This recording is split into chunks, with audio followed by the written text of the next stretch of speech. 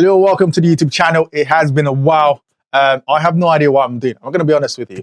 But I decided I needed to come back on YouTube, do a bit of a recap for British nationals. Pure, unscripted, there's no there's no preparation. Turn on the camera, let's go, let's talk about it. I haven't been on YouTube for a while because life has honestly been stressful to the max. I can basically only focus on two things right now, which is work and going to the gym to a certain extent. It's just long hours, nothing I can do about it. It's just a stage of life I'm in. But try my best to balance everything as much as I can. Going to be trying my best to get back on YouTube and put out some decent content. I'm trying to enter new chapters. We're going into 2025, not setting new goals and everything and being all cheesy and that. But there's loads of ways I want to express myself in powerlifting outside of just being an athlete. I've done quite a few seminars. I'm reading quite a few coaching books, Not saying I'm doing coaching, but I just like that new aspect. And I think even learning about programming and other things will open a new chapter for me in powerlifting that I'm currently not experiencing and give me a higher level of understanding to apply to my training and program, and also to my everything, So I'm excited for it. But I thought, let me get back on YouTube, expand my bubble outside of everything. But before we get into all of that, I haven't been on for a while. Training was going good. Training was actually pretty decent. Before we get in, I scored 340 for the prep leading up to British Nationals. I benched 207.5. Unfortunately, I just couldn't have, I was supposed to have a maybe 212, 215 bench day. Just didn't happen. Unfortunately, there was nothing I could control. I couldn't control the external variables leading up to that day. And then I deadlifted 390 kilos. So overall, bench wasn't the best going into this prep. And it just compounded onto competition days. So one of the main reasons I actually wanted to do this YouTube video, it's because I've gone into this weird stage where really last year I was very injured, really injured in bad shape. And I took some time to get healthy. And I took some time to get better being an athlete and being more competitive. And I moved up a weight class. So I made that decision, no external pressure, no stress about international, just compete, have fun. And I did that. And at this point of the year, I am healthy. I stepped on that platform and I was healthy.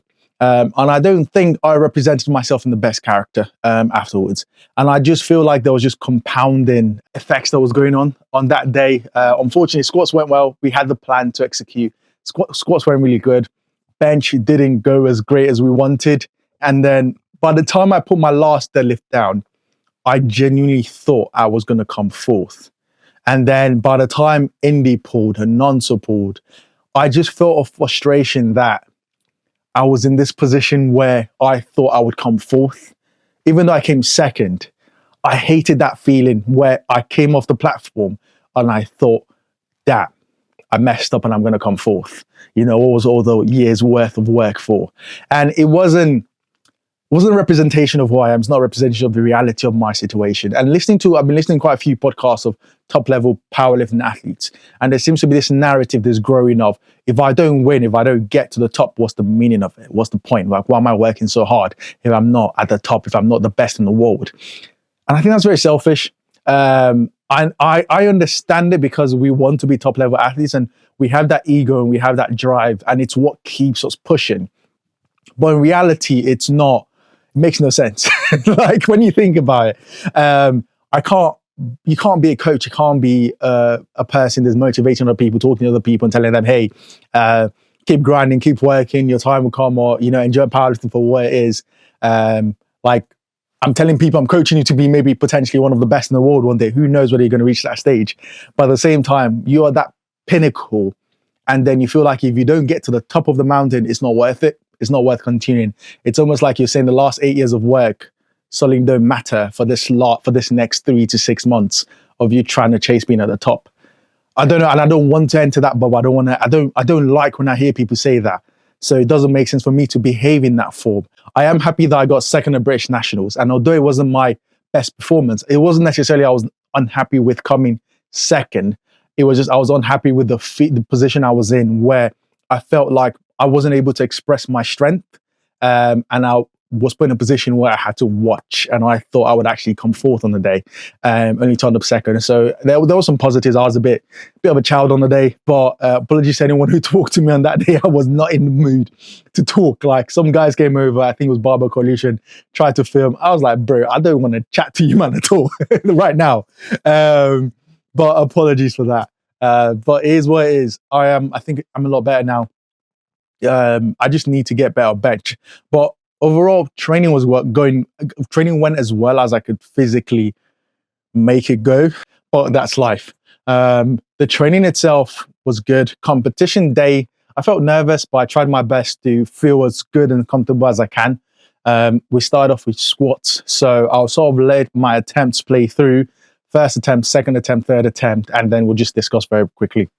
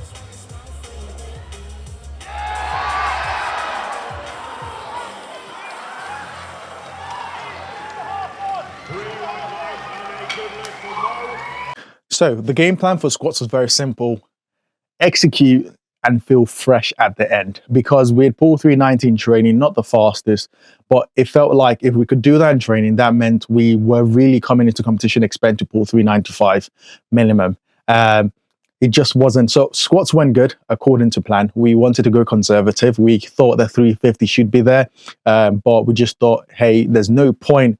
We can squat 350, but there's no point even risking that. My coach was like, we have a game plan, play safe and execute and get all three and put pressure. We didn't think that we could outstrength Tony or even potentially Nonso, but really we were thinking if we applied enough pressure, we could make one of them miss a lift, or really just make them overstretch. And if we're talking about doing 345, 220, 215 and 395, I thought we'd be in a good position to have a massive total increase.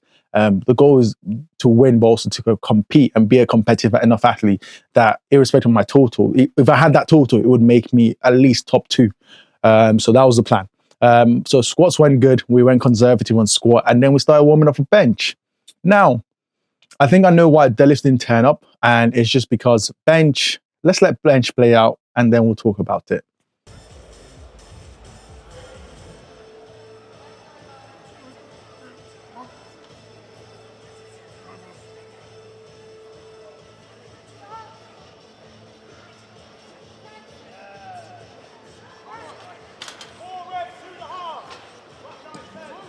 That is 2-1, a good lift with a Sulayman, 202.5.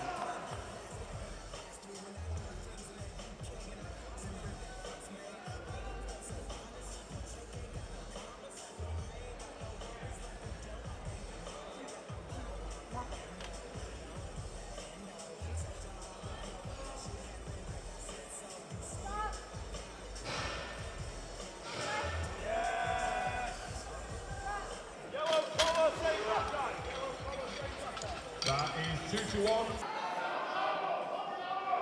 Come on, Mo. Lock him out. Drive it up.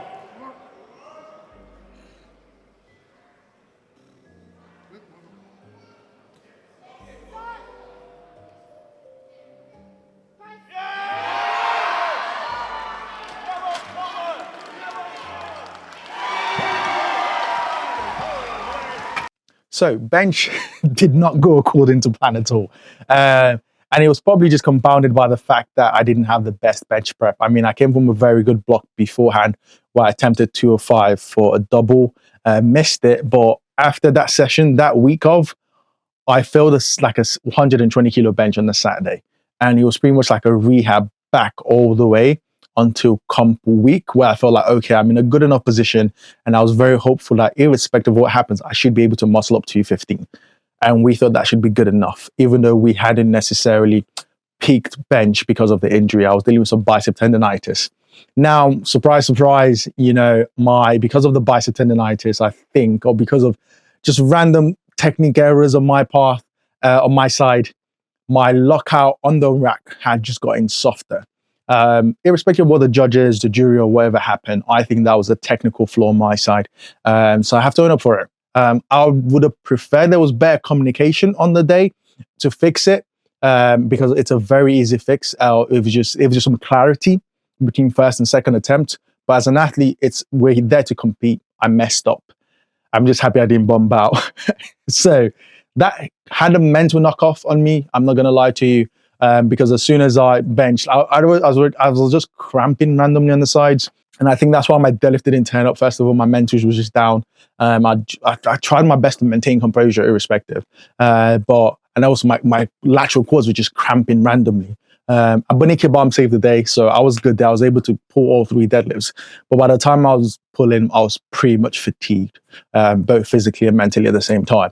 But we still pulled 382.5, so I'm happy with that. We were hoping for a lot more, like 15 kilos more on the deadlift, but it just wasn't the day for it. So that was. I'll just let deadlifts play out.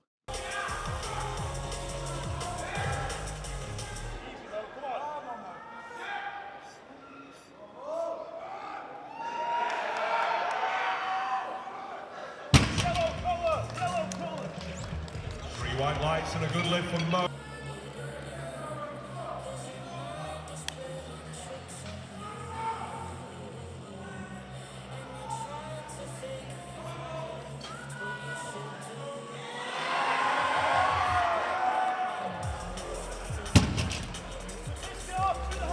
Three white lights.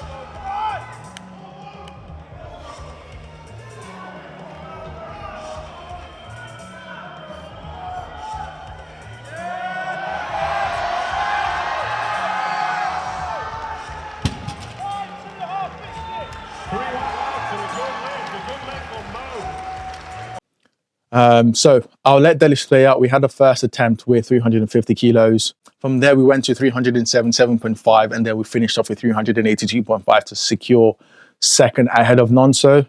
And then in Diraj and Nonso, obviously Nonso pulled for the win. I'd already secured second, and then Tony was looking phenomenal on the day. Competition is all done.